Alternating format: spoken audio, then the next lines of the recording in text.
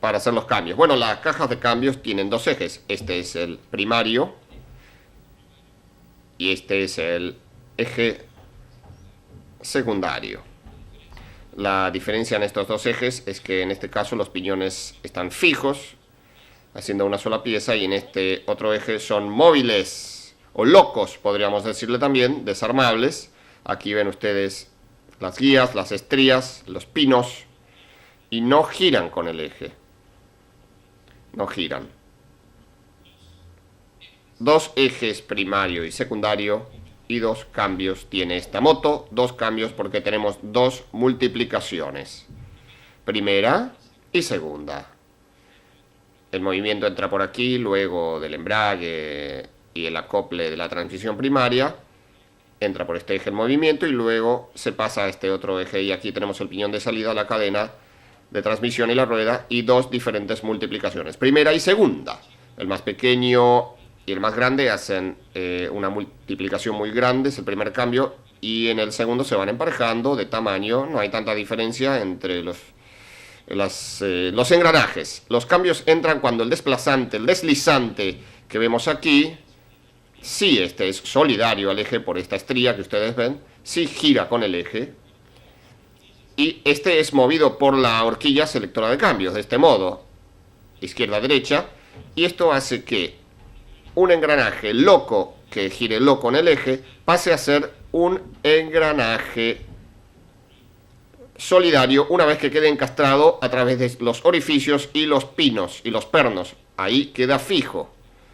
Por ejemplo, este engranaje que se mueve loco en el eje, al entrar en el encastre, queda solidario, y de ese modo el cambio está puesto.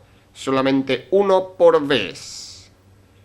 Un engranaje por vez puede pasar de loco a fijo, porque el desplazante se mueve a la izquierda o a la derecha, encastrando uno u otro engranaje. Observen ustedes, es muy simple el mecanismo. Esta es la posición que tiene la moto. Aquí tenemos posición de punto muerto, los dos engranajes están locos, y a pesar de girar el eje primario no transmiten movimiento. Primera se desplaza hacia este lado y deja fijo el engranaje loco, y ahí hay una transmisión de movimiento. Punto muerto nuevamente, los dos engranajes locos, y segunda, el desplazable viene hacia este otro lado y este queda encastrado con este, y por lo tanto el movimiento se transmite de ese modo, por esa ruta. Nuevamente aquí punto muerto. Esto todo movido por el mecanismo de horquilla y selector. La inspección que hacemos en la horquilla es ver si esta misma tiene desgastes visibles, y con el manual verificamos el mínimo de desgaste o el máximo de desgaste permitido y comparamos con la lectura del calibre. Aquí tenemos que ver también señales de roturas, fatiga en los dientes. Observen ustedes. Si estuvieron mal, deberíamos cambiar la pieza. Bueno, aquí también verificamos los dientes, que el encastre no tenga un juego excesivo para que no se suelte. Observen ustedes aquí, los dos engranajes deben estar bien, si no pueden saltarse en caso que los pernos estén muy gastados, o los orificios muy abiertos, muy gastados también. Una inspección visual alcanza, porque las roturas son notorias. Aquí vemos el estado de los dientes y debemos cerciorarnos que estén bien. Aquí tenemos que ver que el selector esté bien y que la parte que trabaja con la horquilla no tenga desgaste. También tenemos que ver aquí estos rodamientos que estén en buen estado, que no estén rotos. De los rulemanes también, que no estén rotos, que no estén gastados, que no estén quebrados. Aquí tenemos las piezas de la caja de cambio. Como se puede observar aquí, la mayoría de los elementos presentan desgastes o roturas fácilmente diagnosticables, porque es un trabajo de inspección visual. En este caso vean, dientes rotos por fatiga. Esto es obviamente de otra moto, no la que vimos recién. Dientes rotos, mucho desgaste en el encastre, eso puede ocasionar problemas. Aquí tenemos otros dos engranajes con serios desgastes por no trabajar con lubricación. La inspección de la caja de cambios es simple porque las roturas son muy evidentes y los dientes tienen roturas grandes. Aquí tenemos el eje secundario, problemas en el casquillo que vimos recién.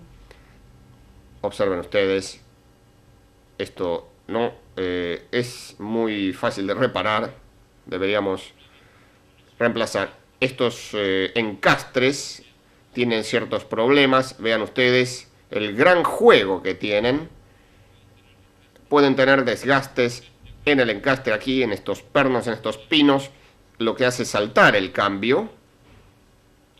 Y también aquí adentro, estos pequeños desgastes son suficientes como para desechar esta pieza, reemplazarla por otra en buen estado, por otra nueva. Estos pequeños desgastes son suficientes como para desechar las dos piezas y son fáciles de evidenciar, como ustedes pueden ver.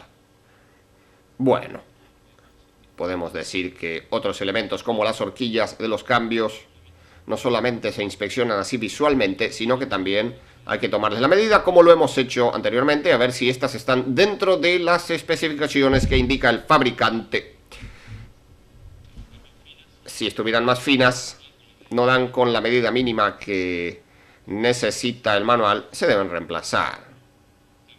También podemos tener horquillas torcidas o rotas que meriten su reemplazo. Aquí vamos a hacer la inspección y la medición de los discos de embrague. Como sabemos, hay dos tipos de discos, los de fricción, estos de aquí, y los de metal.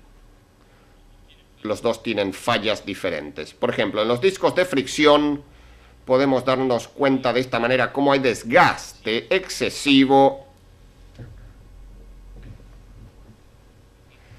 en la pasta del disco. También podemos tener roturas, pequeñas roturas, falta de lubricación, y en caso de no encontrar visualmente problemas para analizar si el disco puede funcionar o no, nuevamente tenemos que medir su espesor, en este caso con el calibre, de este modo, en algunos puntos, y hay que comparar las medidas con los requerimientos del fabricante.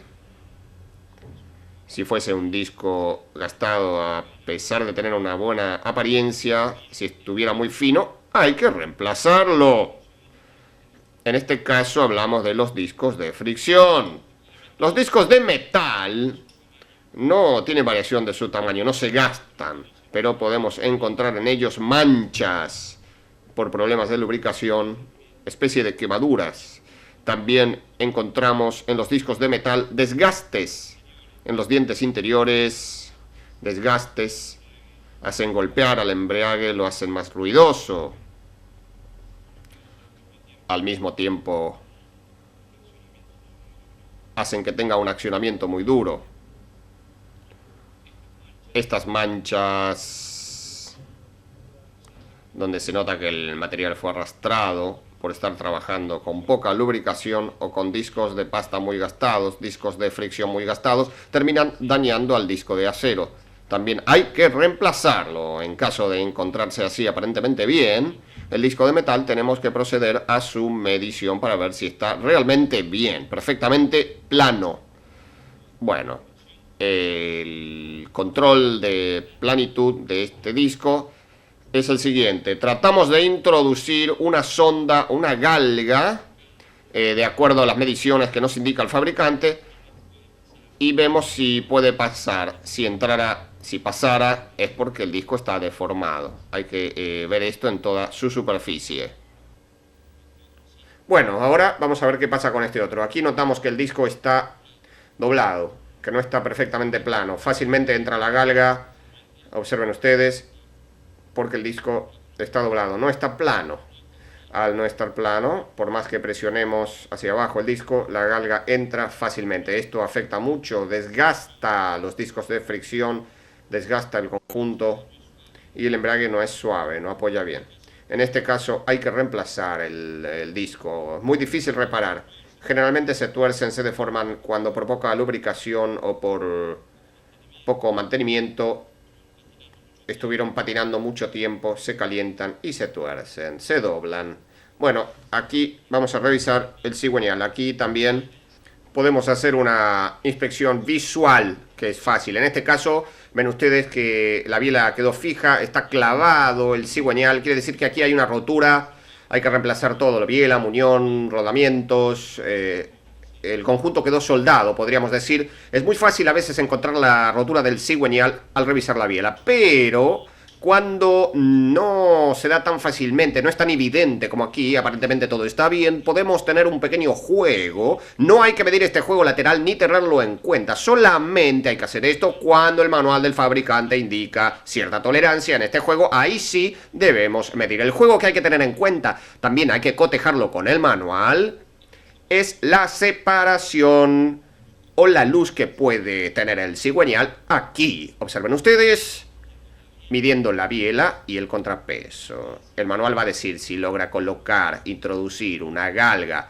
de una medida X en este espacio, vamos a suponer 1,5 milímetros. Aquí quiere decir que hay mucho juego. La biela, reemplace la biela y también revise toda la pieza. En este caso, este juego aparentemente es normal.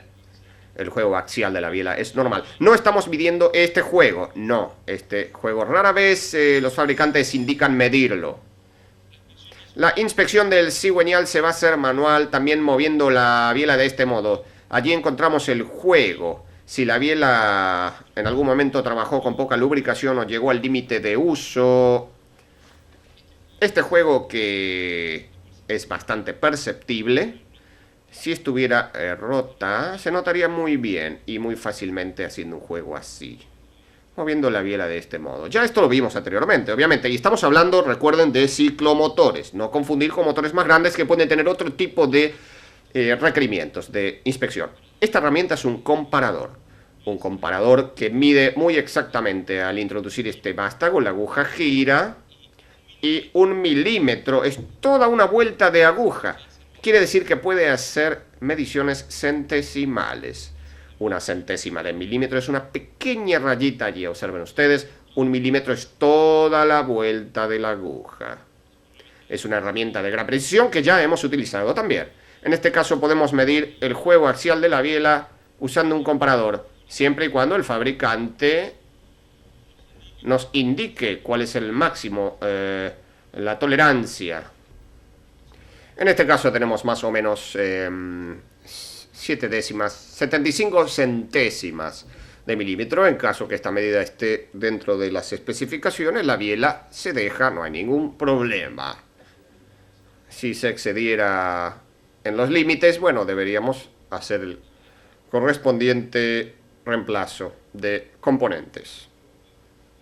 Completamos la inspección del cigüeñal, la inspección de la biela y el muñón de cigüeñal con un golpe para notar el juego de la biela.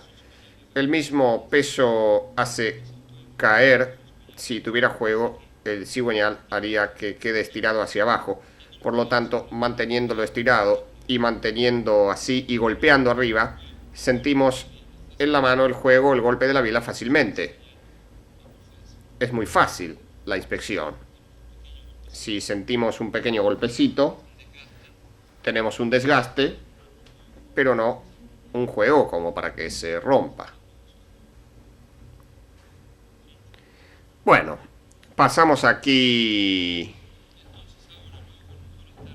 al motor armado con la junta correspondiente, con las arandelas.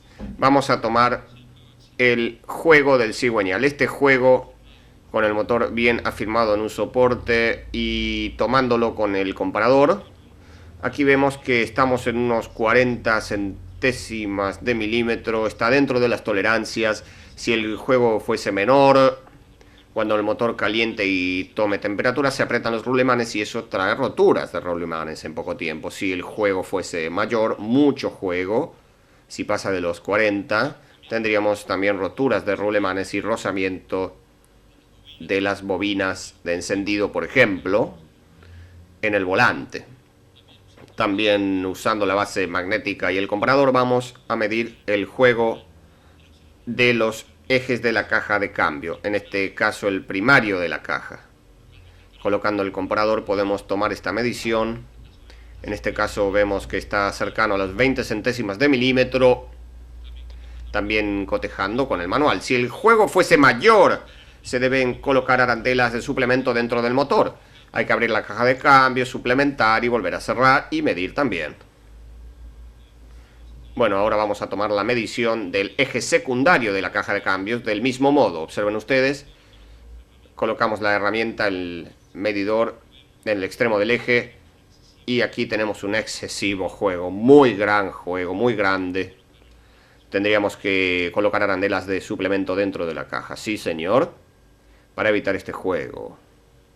Como ven, es un juego bastante pronunciado. Más de medio milímetro, mucho más de medio milímetro. Bueno, el juego lateral del cigüeñal. Si este fuese excesivo, tenemos que colocar una arandela de suplemento detrás del rulemán. Medimos la arandela. Calculamos entonces el juego. Y colocamos a esta detrás del rulemán. Una arandela de suplemento estamos colocando. Y procedemos a armar el motor. También en la caja de cambios debemos suplementar el eje secundario en este caso. Para eso vamos a buscar arandelas de rozamiento acorde a la medida sobrante. Con este micrómetro controlamos. Observen ustedes. La arandela esta, si la colocamos, va a suplementar el juego excesivo que tenía el eje. Debemos desarmar el motor y armarlo con esta arandela ahora para que pueda estar bien ajustada la caja. Bueno, vamos a medir la luz o separación entre las puntas de los aros. Eso lo hacemos colocando dentro del cilindro el aro, como lo hicimos anteriormente en otras ocasiones. Lo vamos a bajar con el pistón para emparejarlo, dejarlo bien perpendicular. Y vamos a tomar la luz o separación de los aros con el juego de galgas, de sondas, de láminas. Lo vamos a hacer en el PMI, en la posición del PMI del aro, en la parte donde trabaja más abajo en el cilindro el aro. Observen ustedes, medimos allí. Observen, esa es la luz del aro. Ahora vamos a medir la luz de pistón. La luz que tenemos entre pistón y cilindro. Como sabemos, los pistones son cónicos, teniendo su punto de mayor diámetro en esta parte de la falda. Por lo tanto, esta medida debajo de la falda es la que vamos a tomar como referencia para este diámetro. Esta medida la traspasamos al micrómetro. El micrómetro mide en centésimas de milímetro. Buscamos el punto de mayor diámetro del pistón. Está aproximadamente allí. Luego frenamos el micrómetro y esta medida la vamos a trasladar al alesómetro. Aquí tenemos este alesómetro. Es una herramienta que ya conocen. Tiene un comparador en la parte superior. Nos va a servir para medir la luz de pistón y también para calcular el elíptico y la conicidad de cilindro. Esto se hace o se mide en centésimas de milímetro. La medida que tenemos en el micrómetro, luego de apretar el micrómetro en la medida que quedó aquí, la vamos a trasladar al alesómetro. Vamos a colocar el alesómetro dentro del micrómetro. De este modo, observen ustedes. Y en esta posición vamos a colocar en 0 al comparador del alesómetro. Entonces colocamos el alesómetro en el micrómetro, trasladamos la medida y colocamos la carátula del alesómetro en 0, como ya dijimos. Observen ustedes. Ahí la tenemos. Ahora que ya está regulado el alesómetro, lo vamos a introducir dentro del cilindro. Esta es una herramienta de alta precisión. De este modo, toda la medida que tengan sobre el 0, todas las centésimas sobre el 0 que podamos medir aquí, es la luz de pistón que tiene este motor. Como vemos, en este motor tenemos 10, 11 centésimas de milímetro.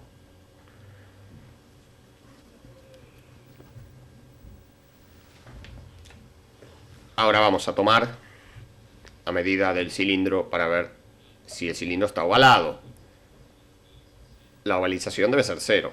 Colocamos en 0 la escala del alesómetro. Bueno, giramos el cilindro en cruz, 90 grados. De este modo vemos que hay una pequeña ovalización. Ahora con el alesómetro vamos a controlar la conicidad y el elíptico del cilindro. Tiene que ser perfectamente cilíndrico, tener el mismo diámetro arriba y abajo el cilindro. Por eso vamos a tomar como referencia el PMS del pistón, la parte más alta que donde llega el aro. Dejamos en 0 la carátula del alesómetro. Una vez que tenemos el 0 en PMS, trasladamos el alesómetro al PMI. Y aquí tenemos 5 centésimas de deformación. Este cilindro está deformado y hay que rectificarlo.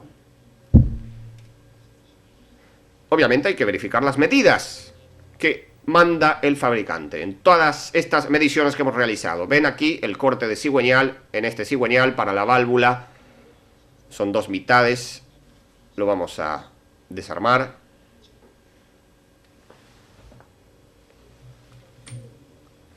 Ahora vamos a tener las piezas separadas.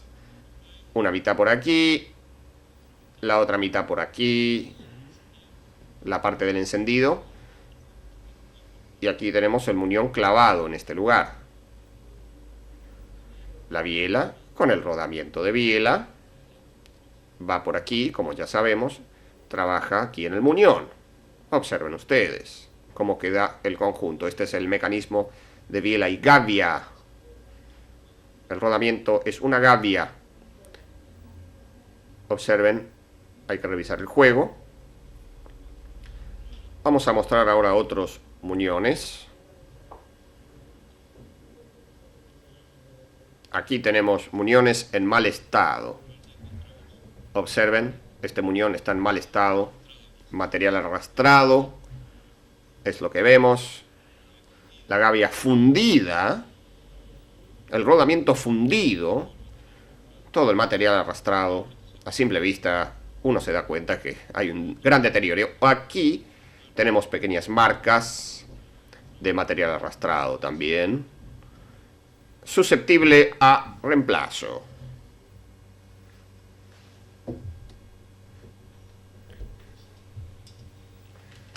Aquí tenemos